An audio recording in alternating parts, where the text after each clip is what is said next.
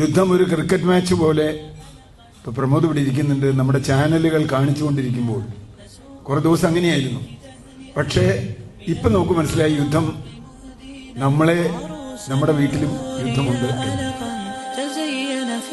روابينا نسوق إليك تهنئة من الأعماق مهدينا تلك زهورنا فاحت تغنت.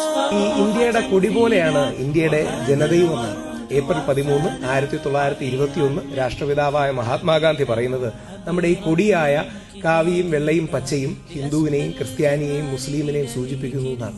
ഈ ബാലൻസ് ആണ് നമ്മുടെ രാജ്യത്തിന്റെ ആത്മാവ്.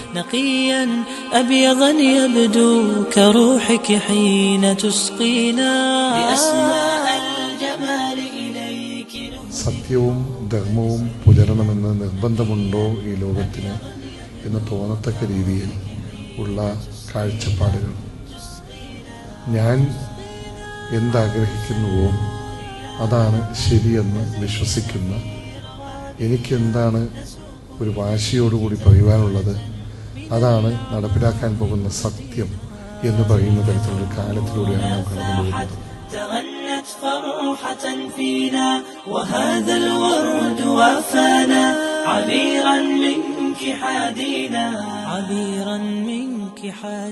വിശുദ്ധ റമളാൻ അവസാനിക്കുന്ന ഈ നിമിഷങ്ങളിൽ ഇത്ര പ്രാധാന്യത്തോടുകൂടി ഇവിടെ ഒരുമിച്ച് കൂട്ടിയ ISMന്റെ ഈ ഇഫ്താർ സംഗമം എന്ന് പറയുന്നത് ഈ കാലഘട്ടത്തിൻ്റെ ഒരു അനിവാര്യത എന്ന രൂപത്തിലാണ് ഇപ്പോൾ ഈ റമളാൻ വിട പറയുന്ന നിർണായക സമയത്തിൽ പോലും ഇവിടെ ഒരുമിച്ച് ചേർക്കപ്പെട്ടിട്ടുള്ളത്. വൈകിവേളയിൽ വേറൊന്നും പറയുന്നില്ല. കേരളത്തിൻ്റെ സാമൂഹിക നവോത്ഥാന ചരിത്രത്തിൽ ഒരുപാട് പങ്കുവച്ചിട്ടുള്ള ഒരു സംഘടനയാണ് കേരള നേതൃത്വ മുജാഹിദീൻ. ഈ പരിപാടിയിൽ പങ്കെടുക്കുമ്പോൾ നേരത്തെ പറഞ്ഞ പോലെ അടുത്തിരിക്കുന്നതിൻ്റെ ഒരു സുഖമുണ്ട് എന്നുകൂടി അറിയിച്ചുകൊണ്ട് ഇത്തരം ഉദ്യമങ്ങൾക്ക് എല്ലാവിധ ഭാവുകങ്ങളും നേർന്നുകൊണ്ട് പെരുന്നാൾ ആശംസിച്ചുകൊണ്ട് നിർത്തും. മനസ്സിനും ശരീരത്തിനും ശുദ്ധി വരുത്താനും പ്രപഞ്ച സൃഷ്ടാവായ ദൈവത്തിലേക്ക് തിരിയാനും കിട്ടുന്ന ഈ അവസരം ഫലപ്രദമായി ഉപയോഗിക്കാൻ കഴിയട്ടെ എന്ന് ആത്മാർത്ഥമായി പ്രാർത്ഥിക്കുന്നു.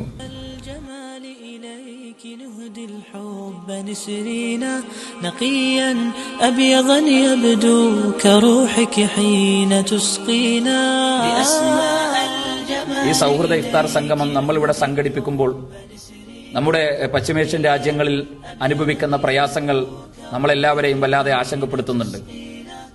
ലക്ഷക്കണക്കിന് വരുന്ന പ്രവാസി സഹോദരങ്ങൾ, കോടിക്കണക്കിന് വരുന്ന ഇന്ത്യയിൽ അവരുടെ കുടുംബാംഗങ്ങൾ വലിയ ആശങ്കകളിലാണ് പലരും ജീവിച്ചുകൊണ്ടിരിക്കുന്നത്. യുദ്ധമങ്ങ് ഇസ്രയേലും ഇറാനും ഒക്കെ തമ്മിലാണെങ്കിലും നമ്മുടെയൊക്കെ നാട്ടിൻപുറങ്ങളിൽ അടുക്കളകളിൽ വരെ ആ യുദ്ധത്തിന്റെ കെടുതികൾ അനുഭവിക്കുന്ന, വേദനകൾ അനുഭവിക്കുന്ന മനുഷ്യരുണ്ട്.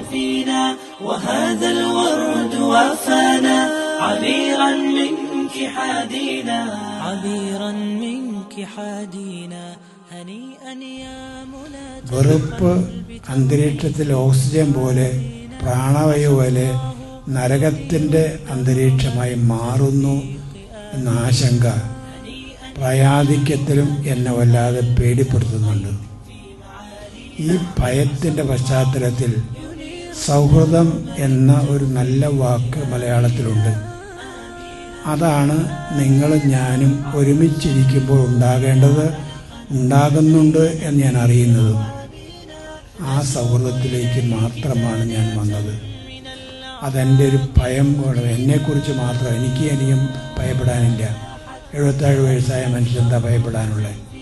പക്ഷെ ഞാൻ ജീവിക്കുന്ന ലോകം അപകടത്തിലാണ് എന്നൊരു തോന്നൽ നിരന്തരം വേട്ടയാടുന്നുണ്ട്. അതെല്ലാം അനുകരണീയമായ അനുഭവങ്ങളാണ് ബഹുമാനപ്പെട്ട അച്ഛൻ ഉൾപ്പെടെയുള്ളവരൊക്കെ എല്ലാവർക്കും പറഞ്ഞത്. ഈ ISM തയ്യാറാക്കിയിട്ടുള്ള ഈ കൂട്ടായ്മ ഇന്ന് കേരളത്തിന് ഏറ്റവും മാതൃകാപരമായ വേദിയാണ്. മനുഷ്യനെ, അവൻ്റെ മനസ്സിനെ നന്നാക്കാനും ശാന്തിയും സമാധാനവും നിറഞ്ഞ ഒരു നാടിനും ലോകത്തിനും വേണ്ടി പ്രാർത്ഥിക്കാനും ഒക്കെ ഈ അവസരം നമുക്ക് എല്ലാവർക്കും ഉപയോഗിക്കാമെന്ന് ആത്മാർത്ഥമായി പറഞ്ഞുകൊണ്ടും പ്രാർത്ഥിച്ചുകൊണ്ടും എല്ലാ ആശംസകളും നേരുന്നു. വിശുദ്ധ ഖുർആൻ ലോകത്തിന്റെ മുന്നിൽ അവതരിപ്പിക്കുന്ന ഈ മഹാപ്രപഞ്ചത്തിന്റെ നാഥൻ ഏകനാണെന്നും അവന്റെ സൃഷ്ടികളാണ് സകല മനുഷ്യരുമെന്നും സകല മനുഷ്യരും ഏകോദര സഹോദരങ്ങളാണ് എന്നും മനുഷ്യൻ ഈ ലോകത്ത് ജീവിക്കേണ്ടത് ദൈവീകമായ മാർഗദർശനത്തിന്റെ അടിസ്ഥാനത്തിലാണെന്നും മനുഷ്യ കർമ്മങ്ങൾക്ക് തത്തുല്യമായ രക്ഷയും ശിക്ഷയും ലഭിക്കുന്ന നാളെയുടെ ലോകമുണ്ട് എന്നും അതുകൊണ്ട് നന്മയിൽ അധിഷ്ഠിതമായ ജീവിതത്തെ ചിട്ടപ്പെടുത്തണമെന്നൊക്കെയാണ് വിശുദ്ധ ഖുർആൻ ആഴത്തിൽ മാനവരാശിയെ ഓർമ്മപ്പെടുത്തുന്നത്. അതോടൊപ്പം മാനവ സാഹോദര്യത്തെയും മാനവികതയും ഊന്നിപ്പറഞ്ഞുകൊണ്ട് വ്യത്യസ്ത ഇടങ്ങളിൽ വിശുദ്ധ ഖുർആൻ ഗൗരവത്തിൽ ചില കാര്യങ്ങൾ നമ്മെ ഓർമ്മപ്പെടുത്തുന്നുണ്ട്. സഹോദരങ്ങളെ, ഇന്നിന്റെ കാലത്ത് വർഗീയത അതിന്റെ പത്തി വിടർത്തി ആടുന്ന ഒരു കാലം. വർഗീയതയാണെങ്കിലും തീവ്രവാദമാണെങ്കിലും ഇന്നിന്റെ സ്വസ്ഥതയെ തകർത്തുകൊണ്ടിരിക്കുന്ന ഈ കാലത്ത് എല്ലാ അർത്ഥത്തിലുമുള്ള സമൂഹത്തിൽ നിലനിൽക്കേണ്ട ഐക്യത്തെയും സൗഹൃദത്തെയും പിച്ചിച്ചീന്തി കേവലമായ സ്വാർത്ഥ താല്പര്യങ്ങൾക്കും അധികാരത്തിനും വേണ്ടി എന്ത് നെറുകേടും ചില കക്ഷികളും ഉത്തരവാദിത്തപ്പെട്ട ആളുകളുടെ ഭാഗത്തുനിന്ന് പോലും ഉണ്ടായിക്കൊണ്ടിരിക്കുന്ന ഈ കാലത്ത് നമ്മൾ മനുഷ്യരാണെന്നും നമ്മൾ ഏകോദര സഹോദരങ്ങളാണെന്നും കേവലം ഇത്തരം ഭൗതികമായ അല്ലെങ്കിൽ കേവല താല്പര്യങ്ങൾക്ക് വേണ്ടി തമ്മിലടിക്കേണ്ടവരല്ലെന്നും ദൈവികമായ മാർഗദർശനം അനുസരിച്ച് മാനവ സാഹോദര്യത്തെ നമുക്ക് ഒറ്റക്കെട്ടായി ഉയർത്തിപ്പിടിച്ച് മുന്നോട്ട് പോകാമെന്ന ആഴത്തിലുള്ള തിരിച്ചറിവിലേക്ക്